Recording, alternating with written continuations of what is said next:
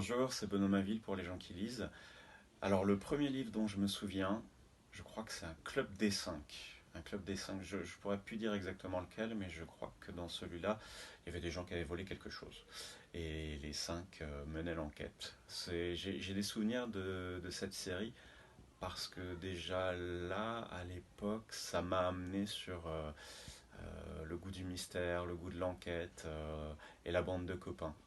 Donc ça, c'était très chouette, ces souvenirs de lecture.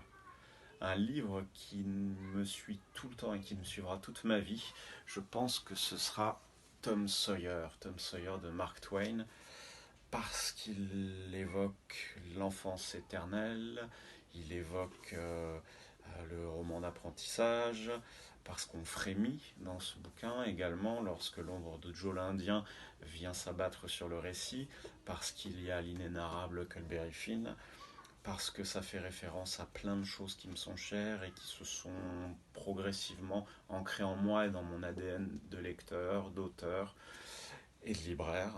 Et ce texte, en fait, oui, c'est un texte que j'aime passer moi aussi de main en main et qui sera toujours très présent dans ma vie. Quant à une anecdote de lecture, mais je me souviens qu'un été, j'avais pris un bouquin sans vraiment savoir de quoi il s'agissait. Ça s'appelait Rêve de garçon de l'autrice Laura Kashishke. Et je m'attendais à avoir en fait un récit assez léger sur des histoires de copines dans l'été des États-Unis des années 60. Et pas du tout. Je me suis pris une claque sévère comme rarement j'en ai eu.